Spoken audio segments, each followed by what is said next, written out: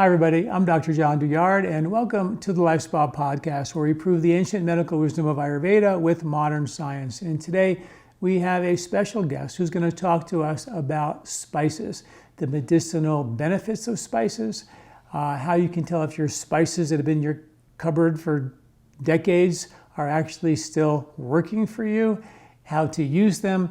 She is a wealth of knowledge. She's a Vaidya Ayurvedic doctor from India, Dr. Anu Bhardwaj, and she is here in this podcast today. She is an author. She runs a 150-room hospital in India where they do Ayurvedic medicine. She has a Panchakarma retreat center. They have homeopathy, naturopathy, Western medicine there. She's an author.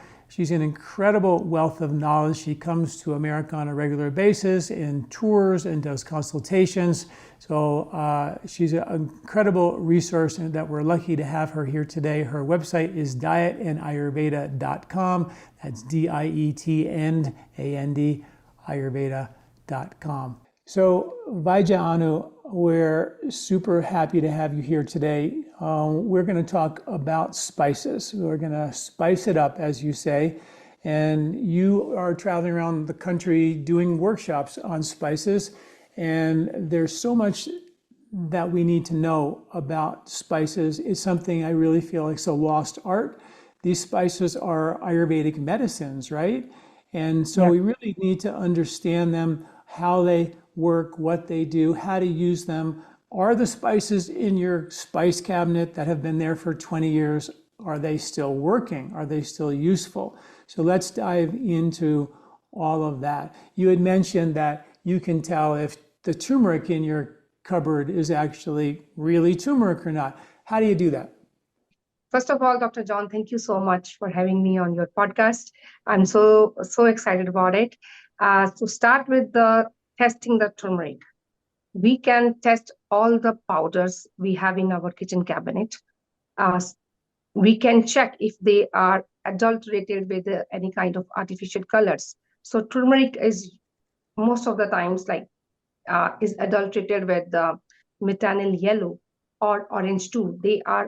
Although they are permitted color agents for foods, but yes, the percentage matters. So methanol yellow is responsible for many types of cancers in the body and many types of other diseases in the body. So it's not healthy to have methanol yellow in your food. We can test presence of methanol yellow in our turmeric. I will demonstrate. See, we just have to take one glass half filled of plain water, plain tap water, and then we use this turmeric powder.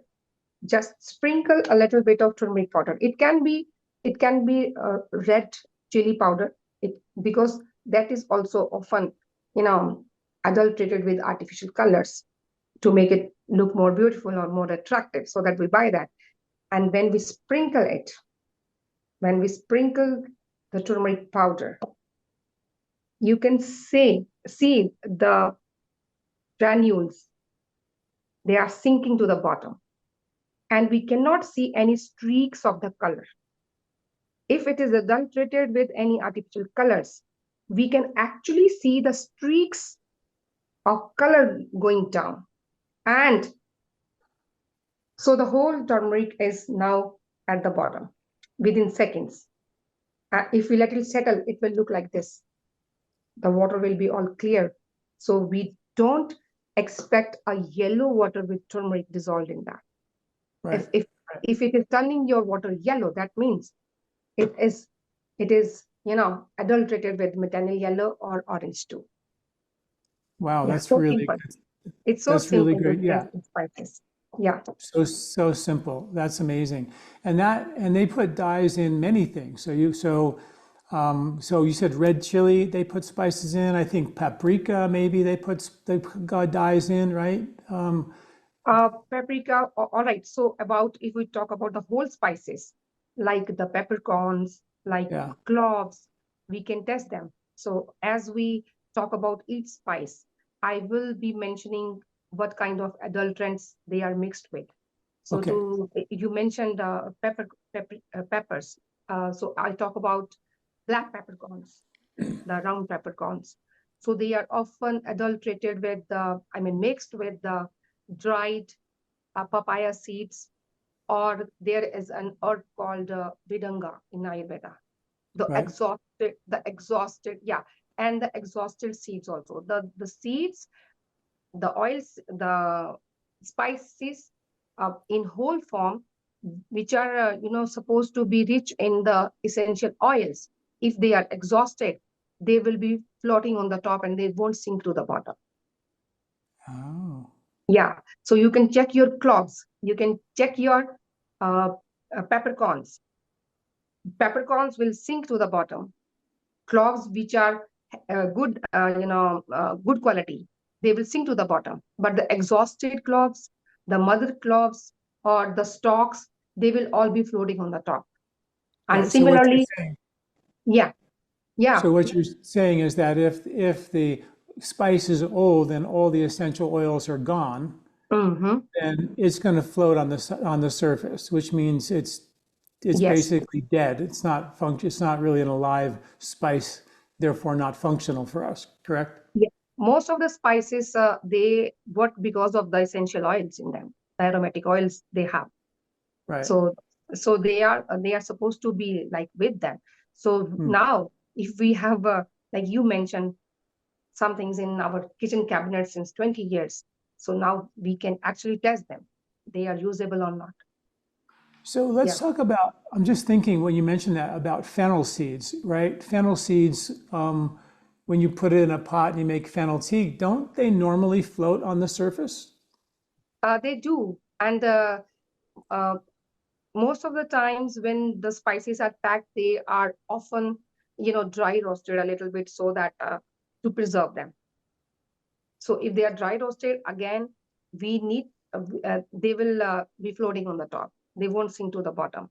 But when we use spices, in the recipes, and when we are cooking with the spices, we actually either dry roast them, or we uh, saute them with a little bit of ghee or something to activate their essential oils. Oh, I see. So that's why you would warm them up on a frying pan with a little bit of ghee, and that kind of brings them back to life, lets the essential oils come out. Yes, exactly. You got that right. Yeah. Okay, Yeah. so let me ask you this about this floating thing. Would a healthy, normal, fresh fennel seed sink to the bottom or float? Yeah, the good sized fennel seeds, which are fresh, most of them will sink to the bottom. Oh, wow. But Okay. yeah, yes. And but essentially, like cloves and the peppercorns, they are supposed to sink into the bottom.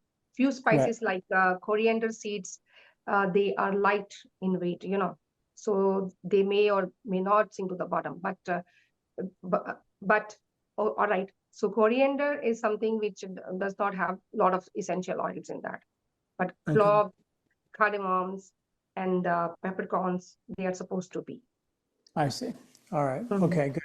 So as we kind of start our workshop on spices, and you're going to go over a lot of the common spices for us, what is our first spice and what should we know about it? Okay. So in India, when we welcome someone, we welcome them with sweets. So I would like to try with the sweet spices. All right. Yeah, we like to have sweet, when we are happy and we are celebrating something. So I would like to start with sweet spices, and the first, or I will say the king of the sweet spices is, or the queen is cinnamon. And yeah, and this is, uh, I call it an herb rather than a spice. Yeah, cinnamon, it takes care of the kapha in the body, because it works on the metabolism. It increases the metabolism of the body. So it eats up the kapha. It dries the kapha in the body. So this is why it's very useful in all the problems which are kapha dominant, like obesity, like cholesterol, like diabetes, and Yes, and it balances the vata also. It balances the vata also. So that's interesting that it's actually drying for kapha, but it's also Balancing the balancing for vata. vata, which Yes, is normally aggravated when it becomes dry. So cinnamon must have some other properties, like heating properties that help the vata. Is that what it is? yes, and yeah, because heating will balance more both kapha and vata, because Right. kapha needs to be heated, like dried with the heat, and vata to be balanced with the heat. Both of them, they are balanced with the heat. So then cinnamon kind of is a hot spice also and a sweet spice also, and with its sweet taste, it balances vata, and because of the hot nature, it balances kapha. So this is why pitta people need to be little bit cautious when they consume cinnamon. So I have a hack for that. Okay. Whatever spices are heating in nature, we fry them with ghee, clarified butter. So that kind of, when we use two things in a combination, they kind of uh, balance and counterbalance each other. So when Okay. we are consuming hot spices, and but pitta people, they do want to, if you like cinnamon and you are a pitta person, so I suggest that warm it little bit in ghee and then have it. Then it will not give you any burning sensation. And that's because the ghee is so cooling, or are there other reasons? Yeah, that's because ghee is cooling. So we use ghee as base, ghee as medium to balance pitta in the body. So whatever heating in nature, we'll be talking about garlic, we'll be talking about other spices which are hot in nature, peppers, all the peppers. So this is why most of the Indian cooking, or I would say cooking in Indian subcontinent, uh, ghee goes first in the pan, and then we yes, and then we fries spices and the fresh spices also. Then finally, if I want to have cauliflower or capsicum, they will go last in the pan. Nice. I love that. And, cinnamon is very popular these days for lowering blood sugar. And there's Mhm. lots of articles being written about how to use it. Um, is there an issue with using too much cinnamon, or how much do you actually need to take to actually have a blood sugar balancing effect? Uh, okay, so here there are two parts of this sentence. First is that cinnamon is used to balance glucose levels. Second is how much cinnamon we should be consuming. So most of the times we hit it 1 to 2 grams, or half a teaspoon. That sometimes becomes very confusing. So in Ayurveda, when we talk about doses, they are very simple to understand. So everyone has their own dosage. Your dosage is this half of your thumb, one stick this size. Yeah, you see there are two halves of the thumb. Yep. So this is my dosage, and that is your dosage. So we all have these, you know, kind of measures on our hands. Right. Something has to be consumed fistful. So for me, it's my fist. For you, it's your fist. Okay. And all the sticks, cinnamon, uh, licorice, guruchi, guruchi, a very popular herb. So ginger, this much. So you're talking about then a cinnamon stick would Yes, be cinnamon would be stick. this long, but not cinnamon powder. Cinnamon stick you're talking about would be Yes, I'm this long. talking about cinnamon stick. Yeah. Okay. And Okay. when we talk about cinnamon working for diabetes, and there are a lot of research paper on cinnamon, which they claim, and they have proven that it balances the lipids also. triglycerides and the uh, uh, low density lipoproteins also. So it kind of, works on the metabolism. Nice. So if we try to understand in a simpler way, it kind of balances the kapha, and so this is how it balances the uh, glucose and the lipids also in the body. And when we when we try to understand it otherwise, it is known to be antimicrobial because it works on the wall of the microbes. It kind it acts on the walls of the microbes, so they cannot proliferate, they cannot multiply themselves in the body. So this is how it works on. It is an antimicrobial, and for metabolism, uh, Yes. it increases the metabolism of each cell. There are a lot of research papers. I think we should be reading more on the spices, because spices don't need any prescription from anyone. And Right. once we understand our body, we can actually choose our own spices. So this is very interesting. So this is why I always say, I was talking to you the other day also, that my tagline is health at your kitchen. So this is my tagline, health at your kitchen. So if you want to realize the first objective of Ayurveda, that is to preserve the health of a healthy person, that is supposed to be the first objective. So this is how we can, realize that objective, and kind of we can work on that.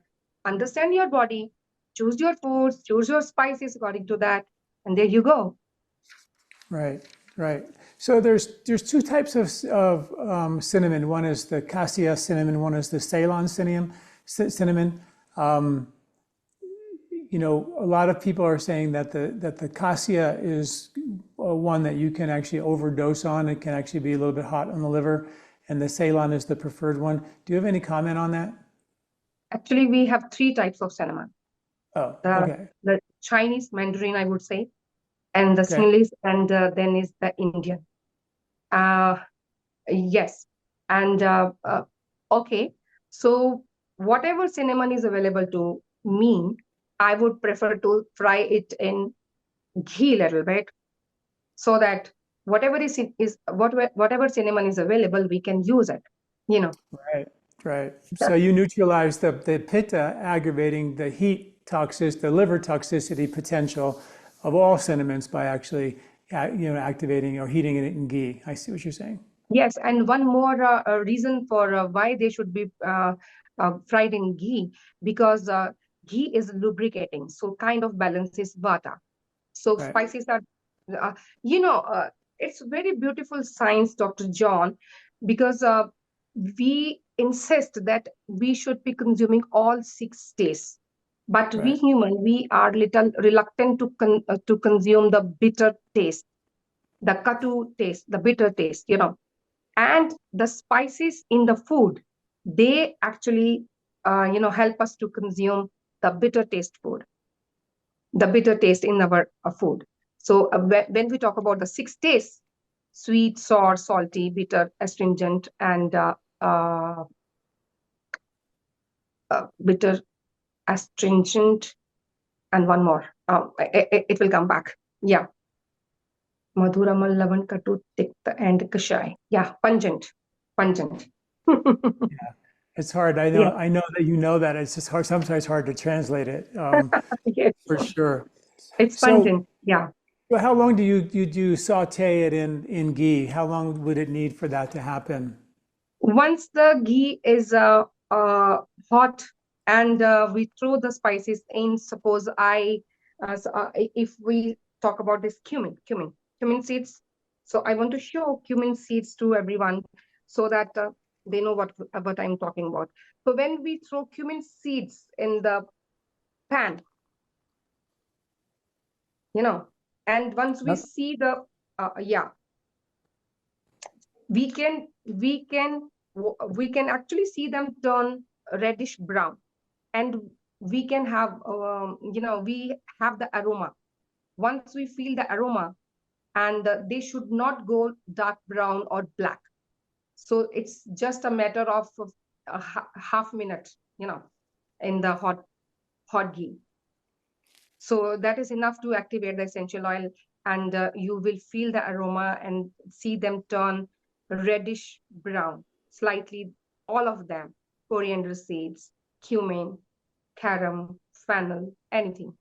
Even the cardamom also needs to be fried a little bit before we put rice or lentils or whatever. Okay. All right. Mhm. Beautiful. Beautiful.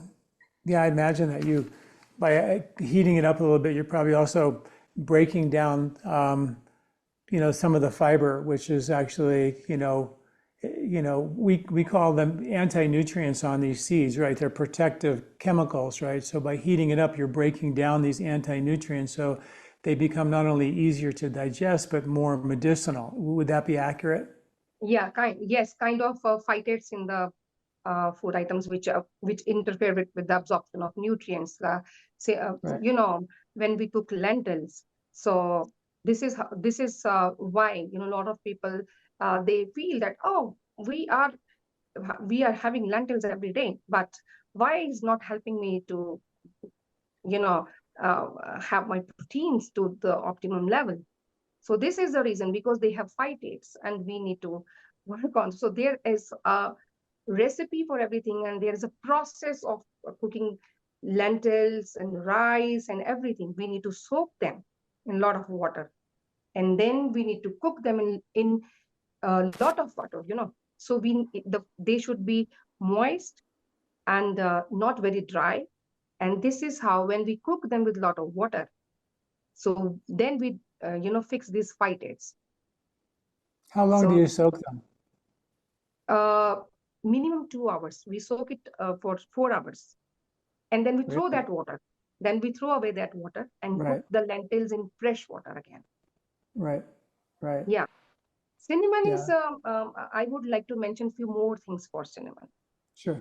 Cinnamon, not only for internal use, but for the topical use also, cinnamon is very helpful. And I can uh, I can talk about few remedies we do at home. And I think everyone in my country, they know that if someone is having any inflammation on the skin, so or swelling in the joint, so just take powder of cinnamon, mix it with some ghee, and apply on that. Really? Okay. That wouldn't burn. Okay. Sorry? It No, wouldn't burn the skin. No. no, it won't, because we are using it with ghee. Yeah. So for itching, it's very effective if we use it on any kind of itching, especially the patients with the kidney failure. They often have pruritus. They often have itching on the skin, and because cinnamon also helps to expel the creatinine out of the body. So it kinds of acts as a detox. So this is how it helps to with their pruritus, especially the CKD patients, because I have a lot of CKD patients in my hospital back in India. So this is how we help them. We give them tea made of cinnamon, so that they can detox their body and their metabolism. We can increase their metabolism, because they are very feeble. Their metabolism goes down. They cannot absorb the nutrients, and but their nutritional needs are more than us, because they are dealing with a very serious kind of disease, and then they are on a lot of nutritional uh, you know uh, restrictions. So this is why we need to work on their metabolism even more, so that they can absorb the nutrients from whatever they are eating, so whatever they are allowed to have, so they can absorb that. Cinnamon helps with that. Interesting. Yeah. Yeah. That's beautiful. What's our next spice? Okay. So continuing with the sweet spices, next spice is cardamom. Cardamom pods, green cardamom pods. I would like to show, because sometimes with my accent, uh, people may not understand my pronunciation. So these little cardamom, they are so wonderful. Why I call them so wonderful? Because it is tridoshic. It balances all the three doshas, Vata, Ah, Pitta, and Kapha. Yes, it's it's hot, but it does not increases the Pitta. It's hot in nature, but it does not increase. So we have a lot of things which are hot in Virya. By nature, they are hot. But when they get metabolized in the body, they have a cooling effect on the body. And cardamom is one of them. Cardamom is one of them. Uh, uh, we know cardamom, it is a very popular with the chefs and cooks and mothers and whosoever is cooking in the kitchen because of its aroma and flavor it gives to the food, and it makes food very palatable. And I think this is the most important thing which needs to be mentioned about spices. They make our food very palatable, very desirable because of the aromas.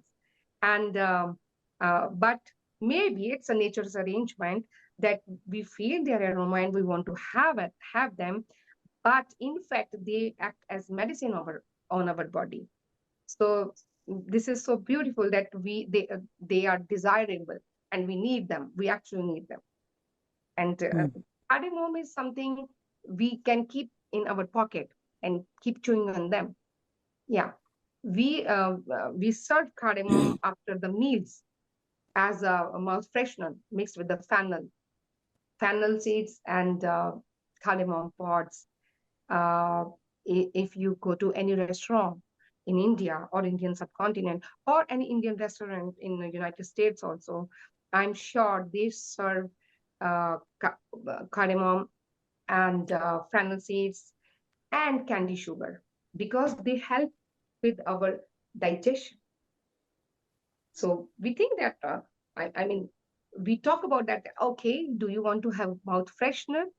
That is actually not mouth freshener. That is helping for the pachana of the food. It is digestive. So this is why we have it after the food, so that it helps us to digest them better, helps to fix the bloating, flatulence, indigestion, you know, and No, it's a great, I think it's a great herb for any kind of gas, bloating, any type of indigestion. It's really good for digestion. I have a interesting story with cardamom and fennel. mhm. Many, many years ago, George Harrison of the Beatles was a patient of mine. And as you probably know, he passed away of throat cancer from smoking cigarettes. Mhm. And he said that he wanted to quit smoking. And he said it was really difficult when he would play and create music. He'd smoke and then put the cigarette in between the strings, and then he would like create and then he'd smoke again. He'd get this like little nicotine brain rush to be able to be more creative. And he said he's Mhm. been able to quit smoking throughout the day, but when he's playing his guitar, that habit, he couldn't break that habit. So I said to him, I said, why don't you take some fresh cardamom pods and some fennel seeds and put them in your, and carry them around and taste them and suck on them. It'll give you a similar taste, sweet and some bitter taste is in there, and that'll create a kind of a sense of satisfaction in your, in your satiety levels. And he went away, came back. He did Panchakarma with us a bunch of times. And when he came back for another round of Panchakarma, he came in and he said, he goes, I completely quit smoking. He goes, I Mhm. take the cardamom pods and the fennel seeds, I put them in my vest pocket while I'm playing. Mhm. As we always wear a vest, he put them in his pocket. So instead of going to the cigarette, he would just reach for more of those and play.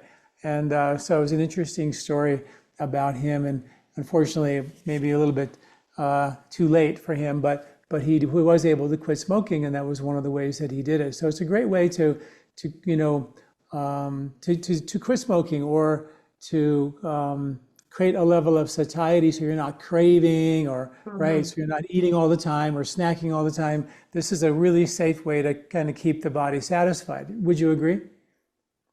I thoroughly agree with you. And see, this is very interesting because everything is in the mind. So it's kind of all right. So another reason, maybe there is some correlation between the two because smoking, messes up our lungs and the whole respiratory system. And interestingly, cardamom is very good for the asthma, for asthmatic. Yes, for asthmatic patient, it is antioxidant in the nature, and it takes care of the blood pressure, and it's very, very popular for with the asthma patients. So this is why I think that it's a very good alternative for the people who are chain smokers, who are smokers, because this is how their lungs can be detoxified, I would say, with this. Mm-hmm. We actually use the ashes of cardamom, also cardamom pods. We India has lots of banana trees, and we wrap them in the cardamom pods should be wrapped in banana leaves, and then we can burn it to ashes in a pan, in some vessel, not directly on the flame, in some cauldron or a pan, or whatever Right. vessel you want to take.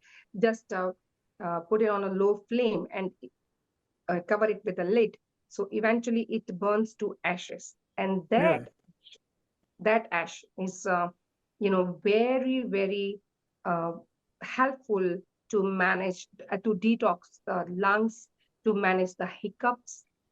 Sometimes hiccups, they are very stubborn, they won't go with anything, and cardamom helps with that also, because hiccup is also kind of a respiratory reflux, right? So yeah, for the whole upper respiratory system or the lower respiratory system, cardamom can be a super solution, I would say. Yeah, Hmm. So how yeah, much of and that ash would you take? yeah. Sorry, when we travel, when we travel, we keep cardamom pods with us, because if we chew on them, it helps to fix nausea, motion sickness also.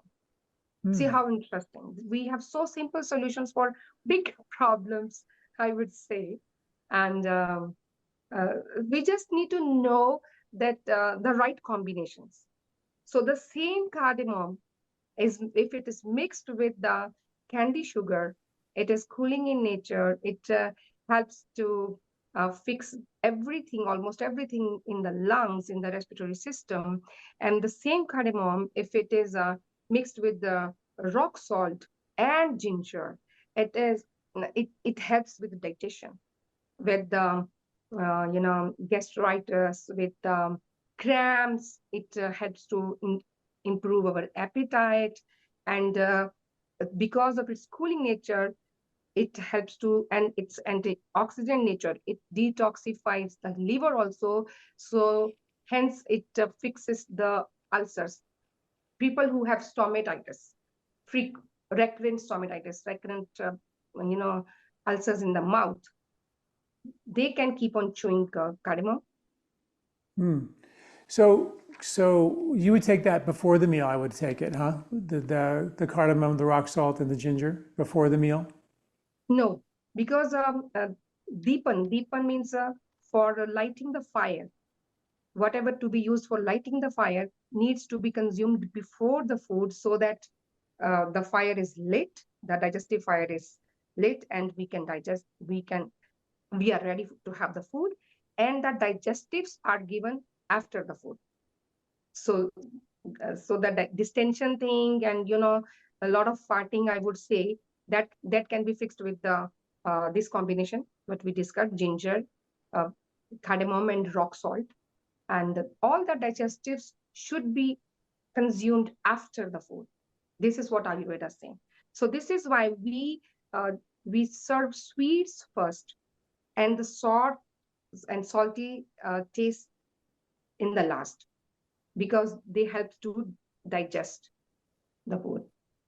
I see. So you wouldn't want the ginger and the salt in the beginning to increase the agni. You wouldn't do that in the beginning of the meal. You would do it at the end. Anyways, we are cooking with ginger all the time. All the dishes in India or in Ayurveda, almost everything is cooked with ginger. Almost Right. everything. Uh-huh. Almost Right. everything. And it is just ghee, ginger, cumin most of the times. Most of the Right. times, and turmeric. And if we want it colored or not colored, we use turmeric. And yes, digestives, whatever we are eating for digesting the food. If we are getting digestion, if we have, okay, let me uh, let me reframe my answer. If we have problems with the appetite, we are not feeling hungry. The Agni is month, so yeah. So we are supposed to fix it before we eat food. And if we are having problems digesting the food, so we are supposed to fix it after we consume the food. So this is how we uh, choose the time of the medicine, the kal of the medicine. So there are different times, different kal of the medicine, whether it has to be taken before food, or in between the food, or after the food, or after you have one bite and then you take this. So everything has a whole lot of science behind that. Right. Okay. I understand. That's great. Um, Anything else about cardamom before we move on? Yes, the most common reason why people keep on chewing cardamom is the bad breath. Hmm. So we can actually make our own tooth powder with this. And the people keep on, Right. we can keep chewing, we can rub the powder of cardamom on the teeth if we are having bad breath due to gingivitis or plaque in the mouth, or even coating on the tongue can be fixed with this. Hmm. Okay. Well, that's great. Yeah, it's very good for general debility also in the body. But there's a myth about cardamom. I want to talk about that also. It is not aphrodisiac. People say, but it's not. It's very good for skin. It's very good for skin allergies. It is good for general body strength, general energy level. But I won't say that it is aphrodisiac in nature. Okay. Good to know. Okay. What's our next spice? Okay, so when I talk about next spice, when I'm talking about my next spice in the workshop, I actually talk about it and then reveal the name. And I let everyone guess about this. So can I do that? Should I go for this? Okay. So this spice, which is sweet, which is having a sweet taste and sweet in nature, this is used to fix the alcohol intoxication. And if we have headaches, then we apply a paste of this spice on the head. It is very good for cough and cold. It is often applied on the acne, pimples, on face, on body, anywhere. It helps to increase the sperm count. It is very good for COPD patients, chronic this COPD patients, especially with the smoking thing. And it helps with to manage the pain and depression. So any guesses? Turmeric? Any guesses, I said? No, it's Turmeric? it's it's nutmeg. And Oh, nutmeg. Oh my God. Okay. yeah, Wow. That's great. Nutmeg's yes, also is also a hallucinogen, isn't it? If you take a yes, lot of it, it it's is. It is. So we need to be very careful about the dosage. So here, when we talk about the dosage, it is 250 milligram to 500 milligram. That is just one pinch of it. One pinch yeah. of it. And I would say that it should be mixed with the honey, so that you don't get high on it. And if uh, like if my body is not used to nutmeg, and I consume nutmeg, and I am feeling dizzy, I'm feeling lightheaded, or a palpitation or something, all that hallucinations and everything, the solution is CCF tea, coriander, cumin, and fennel tea, because that helps to flush out the things from the body. So sometimes and people actually use it for you know uh, going high on it. People are using nutmeg as because it's available everywhere. I think it's easy to buy nutmeg.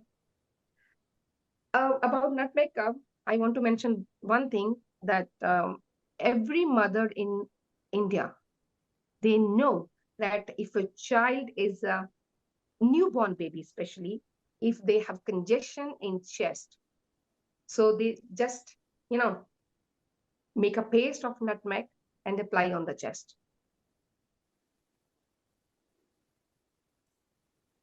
That's beautiful. Hmm. Yes. Yeah. So along with ashwagandha, if we mix it with ashwagandha and we use it, it helps to with the diabetes also. Diabetes as well. Yes. So having your spices is very important. I think it's better than popping in the pills. So when you think of nutmeg, is it going to aggravate pitta at a high dose, or what's its properties? It is heating in nature, and that is why we get high on it. And Oh, but yes, so whatever, if we are getting high on something, it will be heating in nature. It will be heating in nature. So we actually mix it with the ghee. So again, I have to mention it because this is how we use the spices.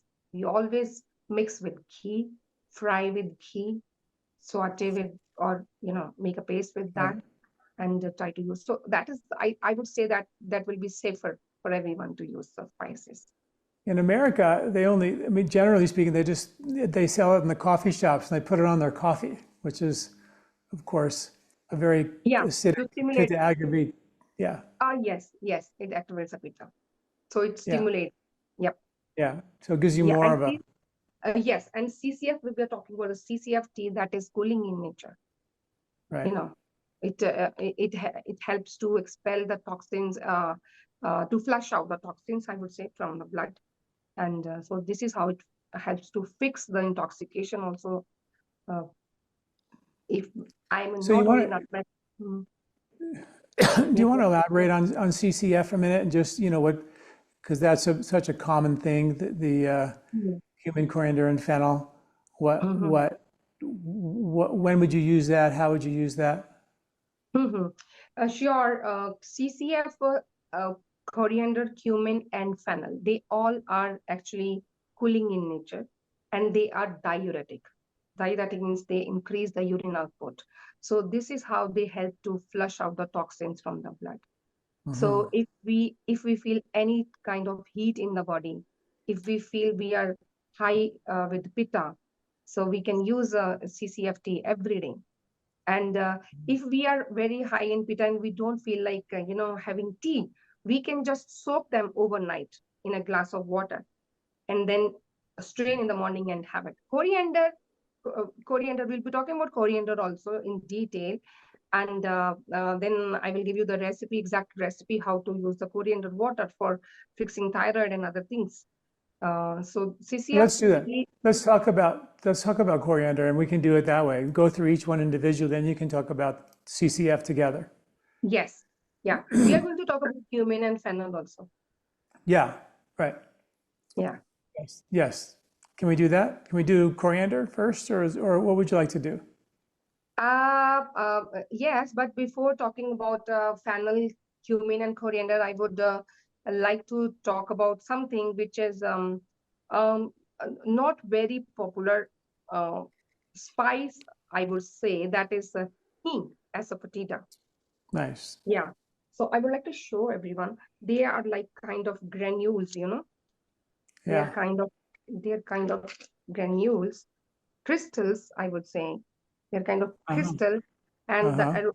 it has a very strong aroma, very very strong aroma, and you know, and when we cook lentils and the beans, especially beans and lentils, so we use a pinch of asafoetida, hing, while cooking the lentils and beans, because it's very so that we do not aggravate the vata and they get digested, because hing helps with to balance kapha and vata both. It is heating in nature. Because of the heating nature, it balances kapha and vata, right? Uh, it scraps the channels. It has a scrapping effect. It scraps the micro channels. So this is how it helps to uh, it helps to improve our assimilation, the absorption of the nutrients from the food. So this is why if we want to absorb the proteins from the lentils and beans, so cook it with the hing and ginger. And sometimes vata people and sometimes people with poor digestion, they have problems digesting lentils and especially beans. You know why? Because I travel all over the globe, and I see that they are boiled and just sprinkled with a few spices and then served. But actually, we should soak our beans and lentils for 2 to 4 hours and then throw that water away and then cook them with the fresh water and use a pinch of hing and fresh ginger. So we cannot digest black beans without ginger. Nice. So what Yeah. does the hing do to the bean to make it easier to digest? Uh, I would say that it works on the phytates again. Again, if we Phytic talk about the, acids? yeah, yes. And because they are very gas forming, people Right. often get very flatulence after having lentils and beans. So hing helps with that. And it's very interesting, newborn babies, they will often, start crying in the evening, and I mean, or they will wake up in the middle of the night and they will cry for no reason and keep crying, keep crying, keep crying. And every new mother or every grandmother in our houses, they know that if a newborn baby is crying in the evening, that the most probable reason is the flatulence, is the Gas. flat, Yeah. is the gas in the belly. And we just take a crystal, we just take one crystal of hing, uh, just this much, and dissolve it in a half teaspoon of water, and we will soak a swab, a cotton ball in that water and put it on the navel, on the belly button of the child. It it Good. it helps it helps to release the gas in the abdomen. It is So carbonated in nature. you just put the water that was Just soaked with dissolve. the hing right on the belly button on, Yes, on yeah. the navel. Dissolve a crystal of hing in half teaspoon of water, and then soak a cotton ball in that and put on a belly button. It's Beautiful. Wow. carbonative in nature. It helps to fix the colic also, abdominal colic also, and um, uh, it helps to fix the constipation also, because it is, in Ayurveda we say, anuloman of apan vata. You know, Mm. so it kind of sends apan vata to the downward direction. Right. Apan Right. vata should, yeah. So this is anuloman, vata anuloman. And So another interesting thing about hing, that is that if a newborn baby, he is getting up in the middle of the night and just start crying for no reason, so the most probable reason is that the mother is eating too much sweets, or and then they often, have worms in their anus and region, troubling pinworms. them. Yeah. And that the same swab soaked in the hing water, if you put on anise, like this, children will go back to sleep. Really? Wow. Okay. Yes. And yeah, and in the intestines also, it helps to fix the parasites, intestinal worms also. And you would drink that, or you would, for an adult, you would Yeah, drink it? we cook our food with that. Right, of course. But for a baby, you wouldn't have it. You wouldn't drink it. You would. Okay, so if it is with baby, we will give it to the mother who's breastfeeding the child. Okay, I Yeah, see. yeah. We won't give it to the baby orally because skin is the quickest route. Is the Right, quickest route. right. You put something on the skin and it goes in like this. Hmm. Yeah, so this is kind of an emergency route, I would say. This route is an emergency route. Yeah, this one is an emergency route. Whatever we sniff, okay, it's in. Yeah. Yeah, Right. and basti in Ayurveda. Another, um, so these three routes they kind of bypass the metabolic route, the whole metabolic process, and they go to the blood directly. I mean, like this, within seconds they get absorbed. So interesting. So Yeah, it's beautiful. Let me just catch up for a second. You mentioned the Apanavata, which is the downward moving vata that helps us eliminate. Hing helps us do that. You also mentioned that hing in the water can put on the navel or the anus for worms, or navel for gas or bloating. And there's other entry points through the skin is a great delivery system. Sniffing, basti is an enema, so people know. So that's help people make sure that they're following us. But no, this is great. What an amazing herb. I mean, one thing about hing is you have to, if you put it in your spice cabinet, unless it's really sealed very tight, your whole house will smell like hing. So you have to be careful how you store yes, it. Correct? yes, actually we can actually guess what our neighbors are cooking. You know. Right, right. Yes, we can actually smell the hing, the Yeah, aroma of it's very strong. It has very strong aroma. If yeah. you Very open a strong. bottle of hing here, so all the people in the room they will be knowing that, oh my God, there is some hing in the room. Yeah. Yeah, So right. maybe this is how we can identify our hing that it is better quality or no. Right, because it'll quickly take over the room for sure. Yeah. Yes.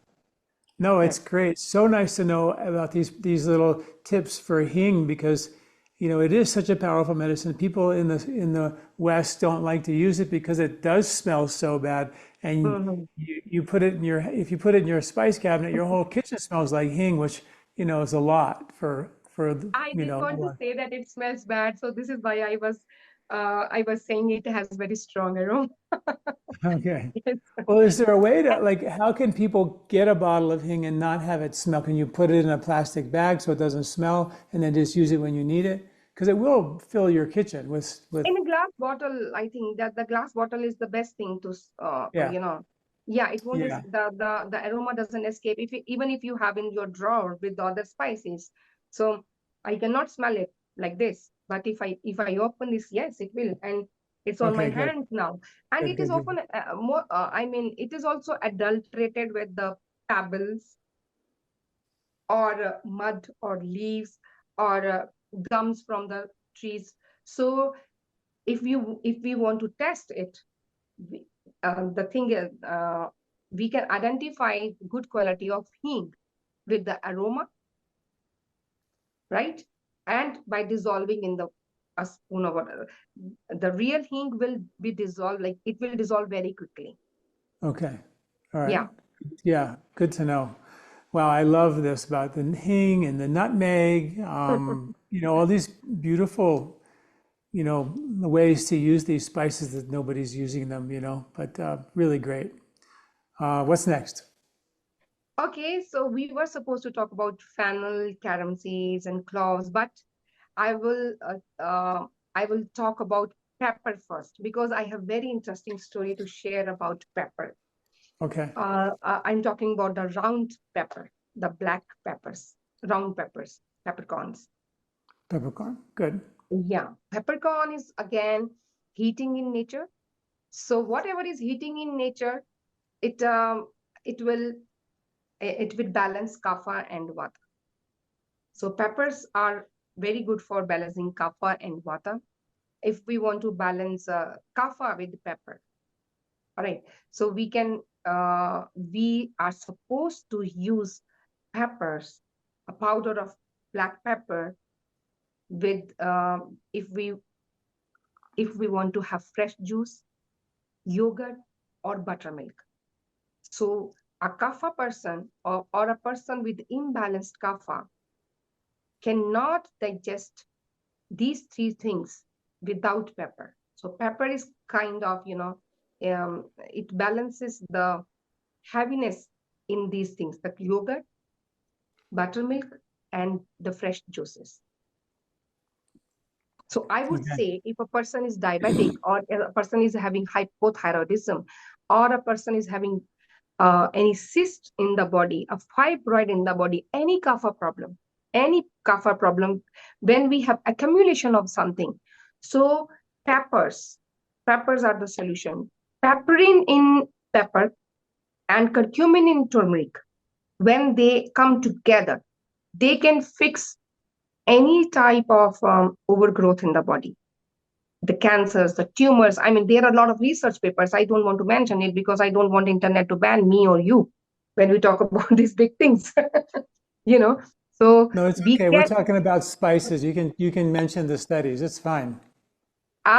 yes, yes. So because combinations are very important, so people often keep on consuming turmeric, but if we want a turmeric, uh, I mean 100% benefits out of turmeric, mix them with peppers, because peppers and turmeric, when they come together, they can fix any kapha problem in the body, any uh, uh, any bacterial state, any kind of infection in the body, any kind of tumor in the body, any kind of cancer in the body.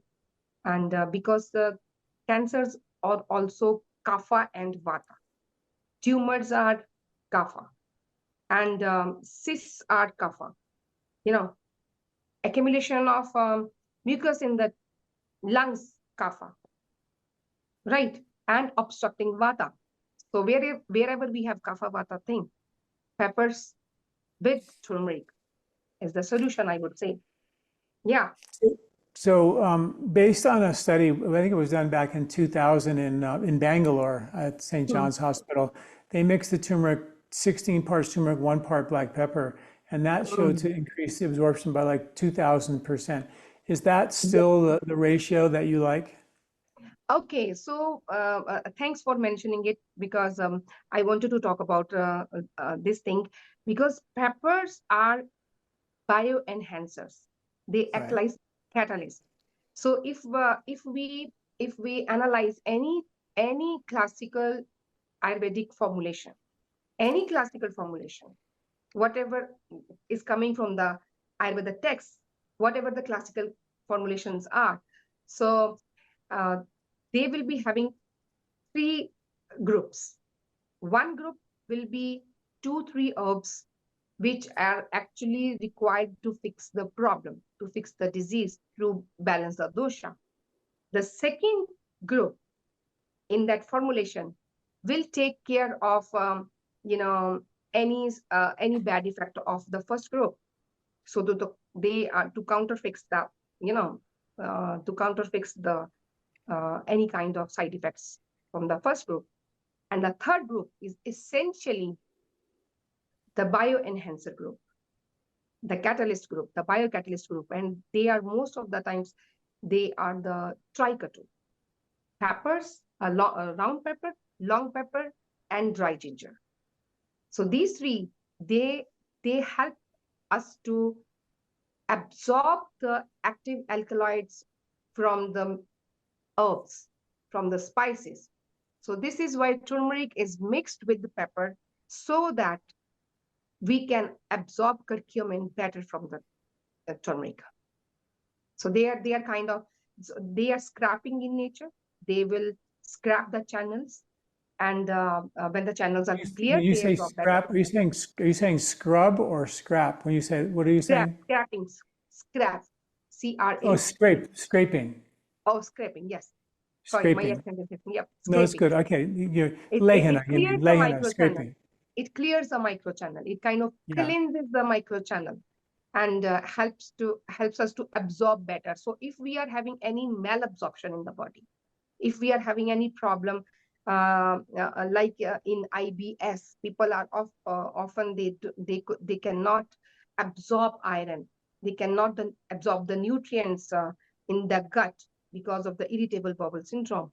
So pepper can help them. Dry ginger can help them to absorb the nutrients better from the food in the gut. Yeah. Right. But when you take something like trickatu, which is long pepper and black pepper and ginger, how do you mitigate the fact that it's so spicy and so heating and it could irritate the stomach?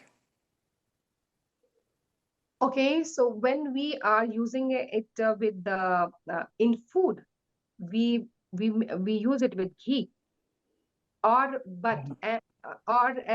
if we are sprinkling it on our fresh fruits, uh, uh, putting a pinch of tricatu in the yogurt, in fresh juices, they are already kapha in nature, you know.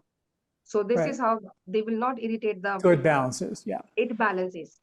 And I want to share a very interesting story about pepper. In 2019, I was flying to Canada from India with my sons. And almost mid-air, there was an emergency on board. And by chance, out of 300, 350 people on board, I was the only person with some medical background. And my son woke me up because I was sleeping. My son woke me up that, Mom, I think that they need you. There's an emergency. There's an announcement. So, okay, I raised my hand, and there was an emergency in the business class, and I went there. 25, 26 years old boy, he was lying on the floor, and he was in status epilepticus. So he had an epileptic seizure, and he was in the status epilepticus, that is a prolonged seizure. The flight attendants, they are trained in BLS, basic life support, so they knew how to make the recovery position, but they didn't know what to do next because they don't have any medicines with them. And so was I was not carrying any medicines with me because I had no idea I had to attend an emergency on board. So first thing, I tried to make it sure that he doesn't bite his tongue. And then I was thinking, oh my God, how do I help him? And suddenly I saw a pouch of pepper on his table. You know, I quickly tore the pouch, put it on my, uh, you know, fingers, and I blew it in his nose with like this. And within seconds, he was up. The absorption in the nasal route is so quick. Actually, we have in Ayurveda, we have Tikshana Nasya. That is a pungent Nasya, you can say. Pungent. Nasya with something very pungent. And in Ayurveda text, it is recommended for people who are in coma, who are comatose, for the Sangyanash, we call it. And people who are having any underactivity of the brain, we give them Tikshana Nasya, Pungent Nasya. And Vacha is the choice of drug, but I was not having Vacha, but I could see pepper. So this is how, with little bit of knowledge about the nature of the spices, we can actually help people. And this is so satisfying. This was so satisfying for me.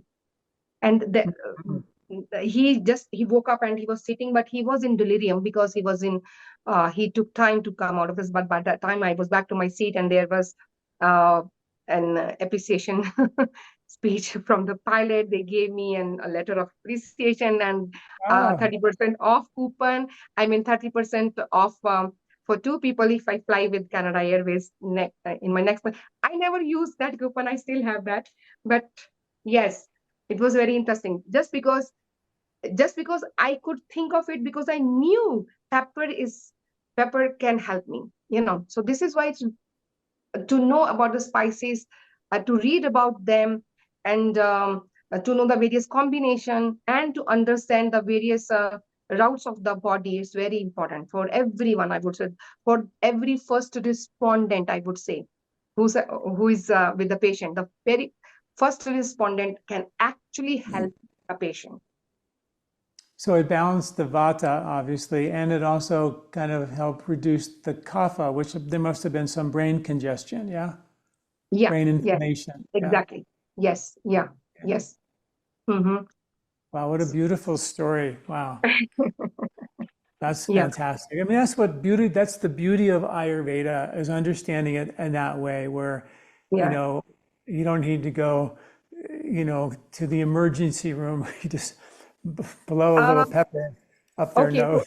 about emergency, interestingly, in my hospital, we do panchakarma, we do naturopathy, we do homeopathy, we do detox, we do all that stuff which the Ayurveda people are supposed to do. But along with that, we have ICU, we have dialysis center, and I am very glad to share it with you that most of the emergencies we we uh, we use Ayurveda primarily, and then homeopathy along with that. And then we do use Western medicine. I have a team of Western doctor also with me.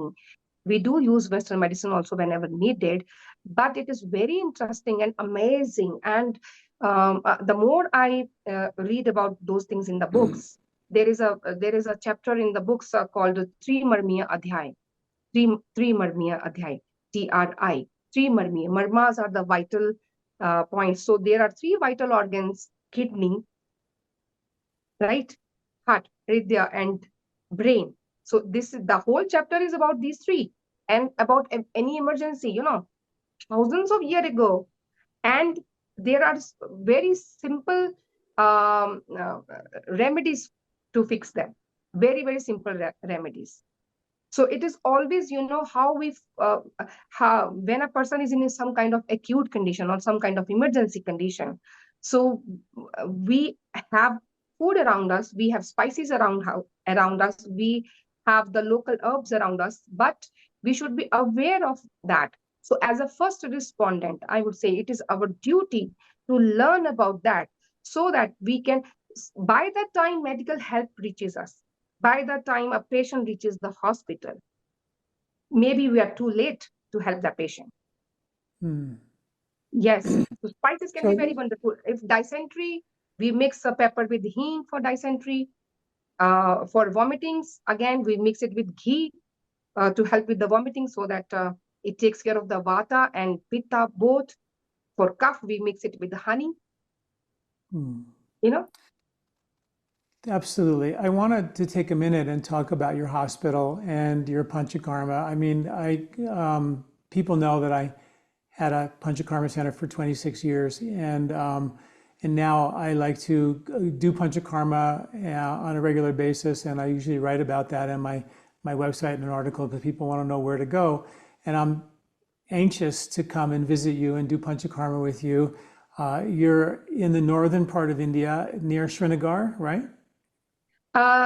It's Chandigarh. It's near Delhi, New Delhi, Oh, and near New Delhi. Srinagar Okay. is it's the extreme northern, and Right. after Jammu and Kashmir, we have Punjab and Himachal Pradesh, and it is right in the middle of Himachal, Punjab, Haryana, and Uttar Pradesh. So how far outside of Delhi are you?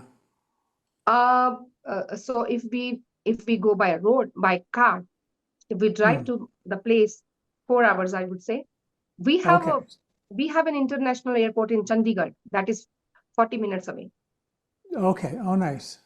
Yeah, and Gary, I would like to mention Gary in here because Gary and me, we work together in India also because he has a facility manufacturing all the herbs, and I look after the formulations. I look after the production, and then when I'm here with Gary, and so this is how this was his idea that how can we help his people in America to go to India and get the detox done and the panchakarma done. Hmm.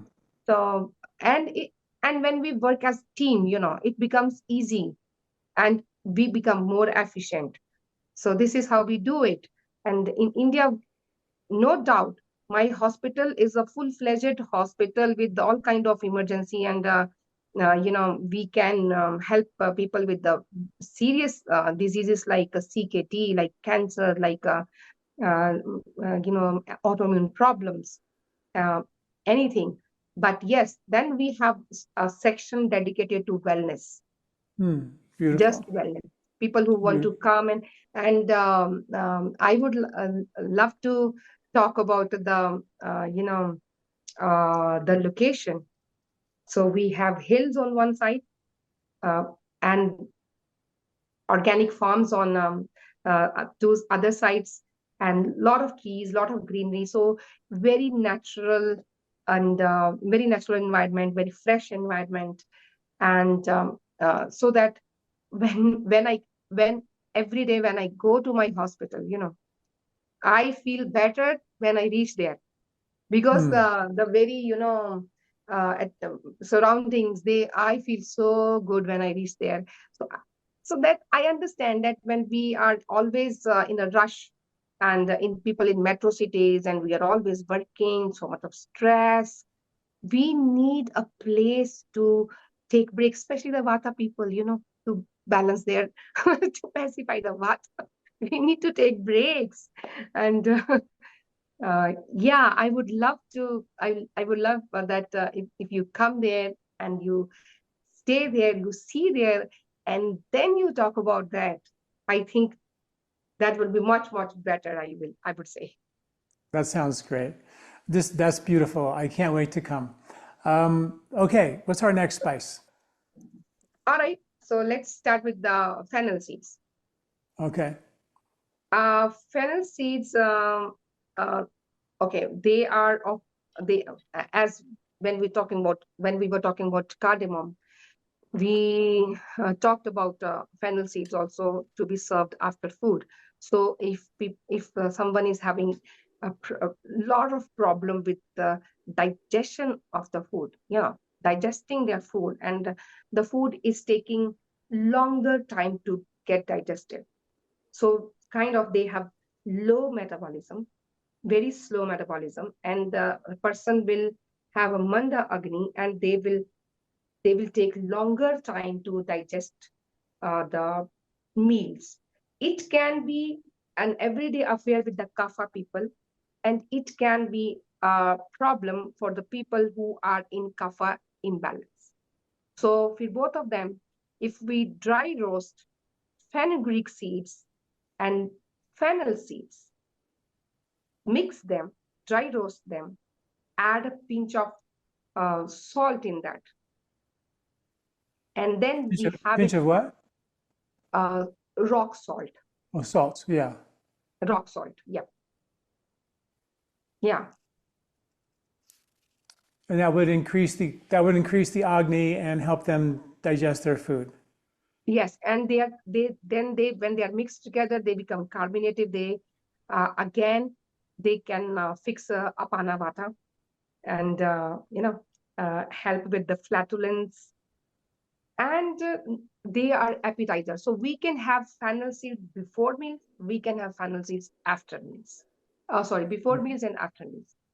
Okay. If we want, if we feel that we need appetizers, we want hunger, have it before meals, 20 minutes before meals, chew them and wait for 20 minutes, then have the meal. And if we have problem digesting the food, then take it after the meals. Got Yeah. it. Right. Yes. Fennel seeds are they have cooling effect on the body. Right. So they are antispasmodic. They can fix colic, abdominal colic, and Right. they are all right. So something very interesting about fennel also. If we take fennel with candy sugar and uh, almonds, you know, and this combination, this is very good for intellect. So we in my country, we give it to our children. Oh, nice. almonds, candy sugar, and fennel. This So when combination, you say yeah, candy sugar, what is yeah. that? Like, is that Candy sugar. All right. like Candy rock sugar is sugar? Like the sorry. rock sugar? Like the rock sugar? Yes, it's a rock sugar. Yeah, Yeah. uh, Okay. the one with the thread in that, and yeah, rock sugar. That Is would that that would why be. is that why everybody in India is so smart? And all the medical doctors in Thank America you. are all the medical doctors in America are now Indian? Is that why? I would say thank you. Oh, it's very Yes. true. It is very Yeah, this true. is that is known as mishri. Mishri. Mishri. Mishri. What The is rock the sugar. combination? That combination? No. The sugar. The The sugar sugar. is called mishri. Yeah, not That is jaggery, called. but mishri, not No, jaggery. not jaggery. It's a mishri. It's a Okay, mishri. mishri. It makes sense because if we want to, we are working on brain and we have a blood-brain barrier, Right, right? So sugars can cross that extra lipid protection, right? right, So it either so whatever, if we want to work on brain, so we need to mix the herbs or anything what we want to use for the brain. It either has to be mixed with fat, right, right. or sugar or alcohol. Very interesting. So no That's wonder very, people get high on alcohol. Yeah. it's very controversial, obviously, right? With an epidemic of prediabetes in America, everybody's like, no sugar, no sugar, no sugar. But but in Mhm. Ayurveda, it was used as an anupan or a carrier for delivering these medicines to different parts of the body, like the brain. Yeah. So when I was in 11th grade, I was in 11th grade, and in India, up to the 10th grade, we need to, study all the subjects. And then in 11th grade, we choose our subjects. So when I chose my subjects, so the first thing I learned in my class was glucose is the only food for brain. This is what I learned. Because everything eventually gets broken down, and yes, so brain has a lot of cholesterol, a lot of fat in that, and it loves cholesterol, it loves fat. Then we cut down on our sugars. Okay, so you need to cut down sugar if you are diabetic, but the sugars are processed sugars, not the natural sugars. you know our body Right. can handle natural sugars, the fruits, the sugar which is coming from the fruits and carbohydrates, the cereals I'm talking about, But the processed sugars, that's a big no for that. Yeah, I Right. am with you. I am with America. Right.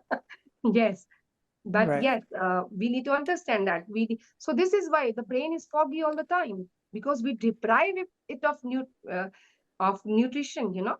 So we Hmm. feel foggy. Often diabetic people, they will feel foggy. And, so maybe they need a little bit of natural sugar. Yeah. Okay. I love it. Good. Are you? Can we continue, or is there We more? can. We Okay. Good. can. If Are we you have feeling? time, we can continue. I don't want Uh, to take more time than you have, but we can continue if you like. all right. If you want to discontinue, it's okay. We can continue maybe later. Or if you want to continue now, I can. I Let's would do like like to ask Gary. let's do two Yeah. more spices and then we'll stop. Okay. All right. So we were talking about fennel. We almost did with the fennel. Yeah. It increases urine output. It's very good for the quality of semen. It helps to reduce fever also. Right. So I wanted to talk about that also. Then I Okay. have carom seeds, cloves, uh, coriander, cumin. Let's do So which one? coriander and cumin so we can finish the CCF. Okay, CCF. All right. Okay. This Coriander. Should I? okay. I'm not sure if everybody knows that coriander is actually the seed of cilantro. So Hmm. if you're growing cilantro in your garden, you can get as many coriander seeds as you can eat in from one plant. I mean, they're very, very prolific. If you Hmm. grow cilantro, you'll get so many coriander seeds. It's not even funny. Yeah, so much. So I would say vice versa. We can get coriander seeds from cilantro, and we can get cilantro from coriander seeds. Beautiful. I love that. Yeah. Forget about that. Yeah. Yeah. So again, coriander is a tri-dosha balancing spice. It's good for all vata, pitta, and kapha, so anybody can have it. Yeah. Okay. And basically, it is a diuretic. It's a diuretic, coriander. It is cooling. Yeah. Yes, it is cooling in nature. And uh, so the drink we make with the coriander seeds, we take, one part of coriander seeds. If I say the 10 grams, then we will take 6 parts of water, 60 milliliter, and then leave them overnight. And in morning, we can filter it, and the seeds can go to your garden, and and we can sip on the coriander water.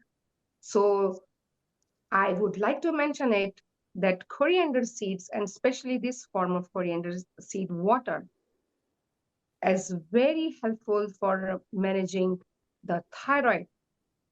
Oh, great.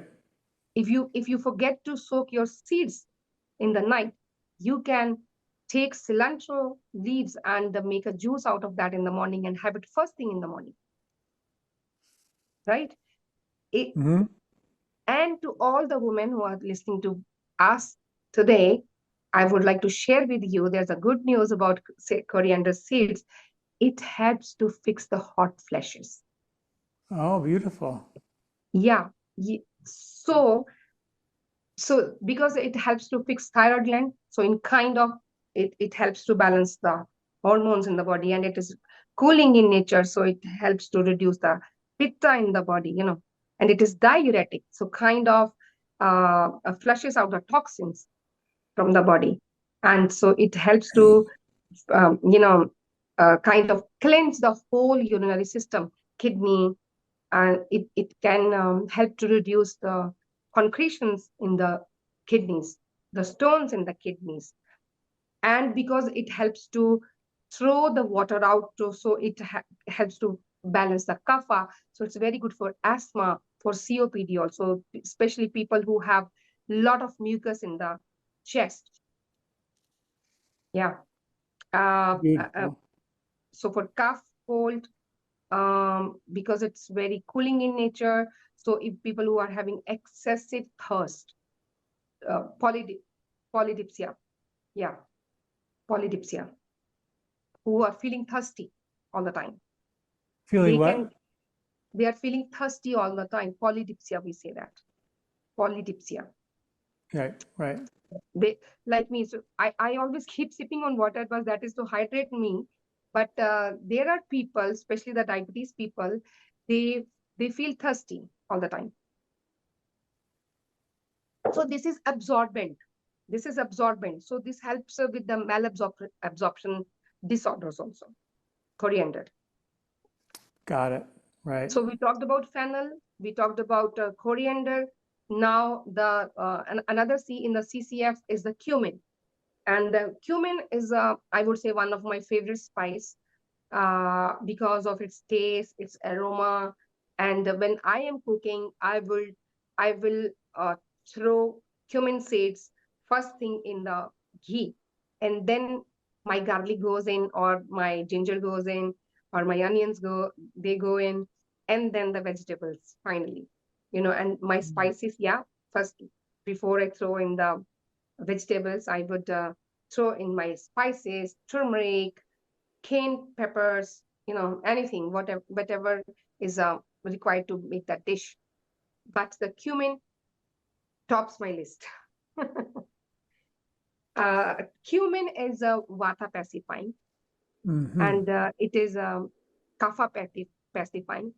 It is heating in nature. It can increase pitta, but when we use it with the water, I mean cold, so it has cooling effect on the body. So in India, we use jal jeera. Jal jeera means cumin water. It's very appetizing. It's very appetizing. It's diuretic.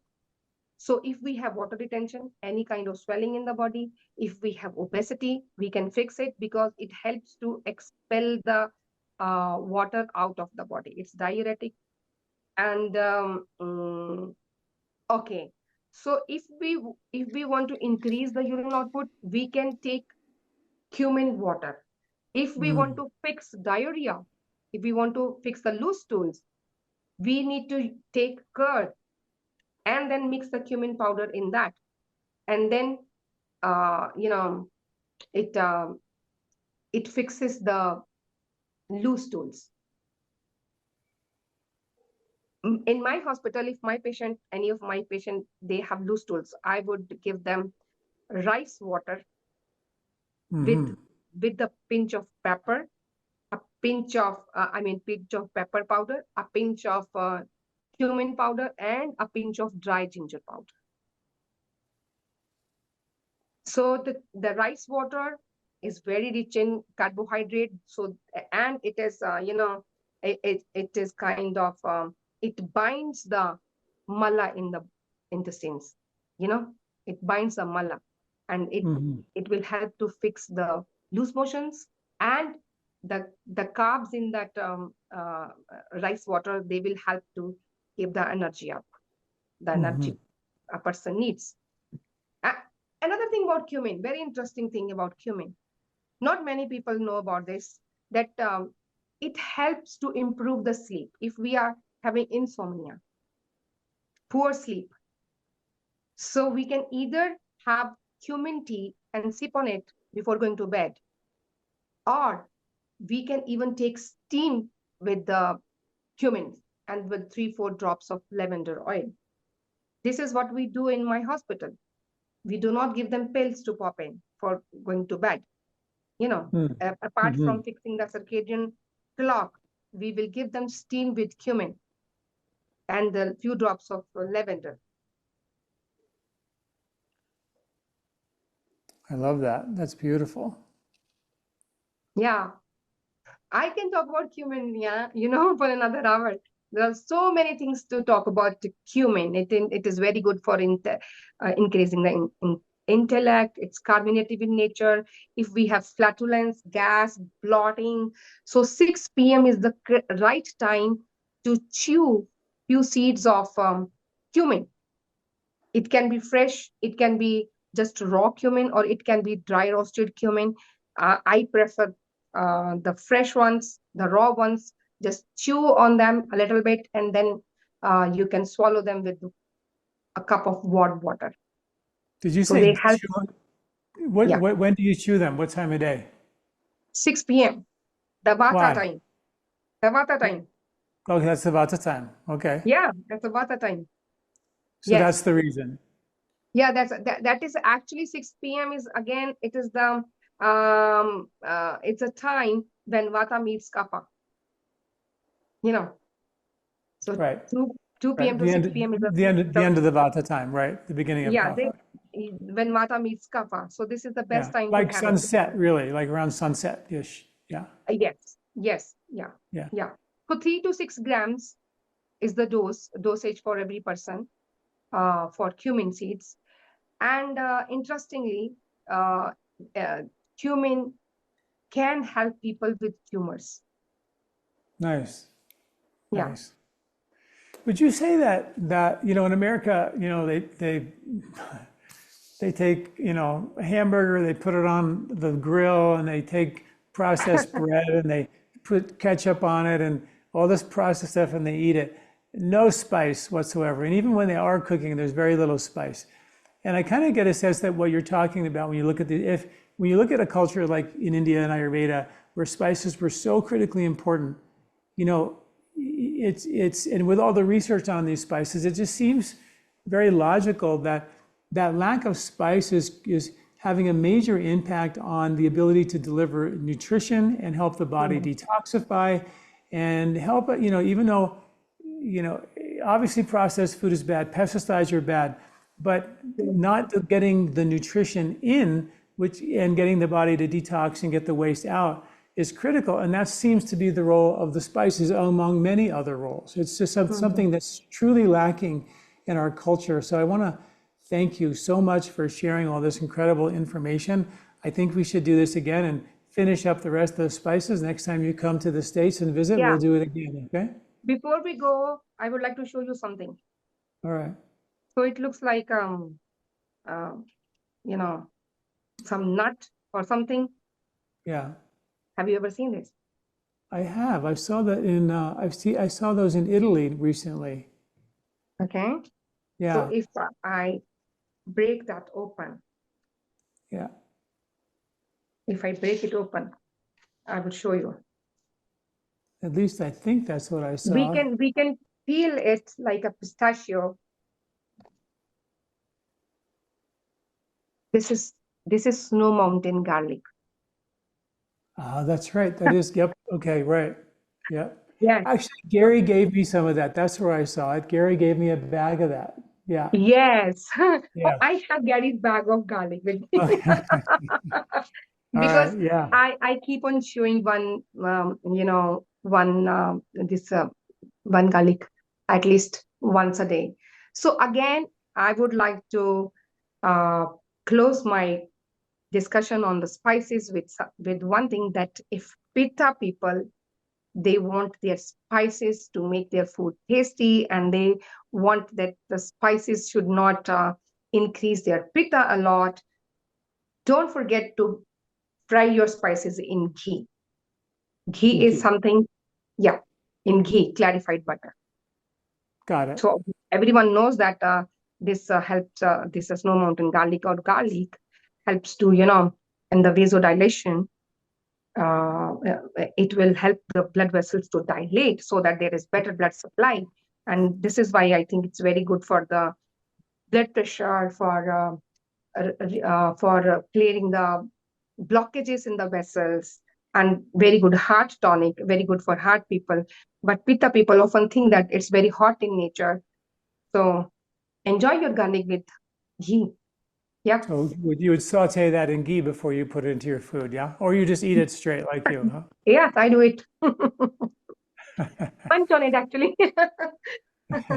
Yeah. All right. Well, that's beautiful. Thank you so much for your time and your wisdom and your expertise. I think everybody is going to really love this. It's been incredible. We'll definitely have you back, and you be safe in all of your travels, and we'll talk again. Thank you. Thank you so much. Thank you. Namaste from me. Namaste. Namaste. Thank you so much. Thank you. Hi, everybody. I just want to take a minute and tell you what we do here at LifeSpa.com. I've been in practice now for 40 years, 38 of them have been practicing Ayurvedic medicine full-time. For the last 20 years, I've been writing articles and doing videos on the ancient medical wisdom of Ayurveda with the modern science. If something's been around for 1,000 years, still practiced today, and you have modern science to prove it, boy, I really feel like that's something we should all be taking a look at. And that's what we do at LifeSpa.com, and all that information is for free. So just go to LifeSpa.com and search in your health topic, and you'll get the information, the article that you need, hopefully that will help you. While you're there, check out our Ayurvedic store. You can get there through LifeSpa.com or go to store.lifespa.com. And there we have all of our organic Ayurvedic herbs, organic skincare line, more books, tapes, knowledge that we give you is all there at our store. All of our cleansing kits are there in our store. All of our herbs are whole herbs with the natural occurring microbiome, the way it came out of the soil. And that's critically important, because if I took the bugs out of you, you'd be completely different. We take the bugs away from a plant, like sterilizing, making an extract, or spraying your food with pesticides, you lose significant benefit of that plant. And that's why we use the whole plant with the natural occurring microbiome. So check us out, learn more about what we're doing here at LifeSpa.com, and we'll see you again. This recording is brought to you by LifeSpa, where ancient Ayurvedic wisdom meets modern science. Get access to free health video newsletters by Dr. John at lifespa.com. These statements have not been evaluated by the FDA. These products are not intended to diagnose, treat, cure, or prevent any disease.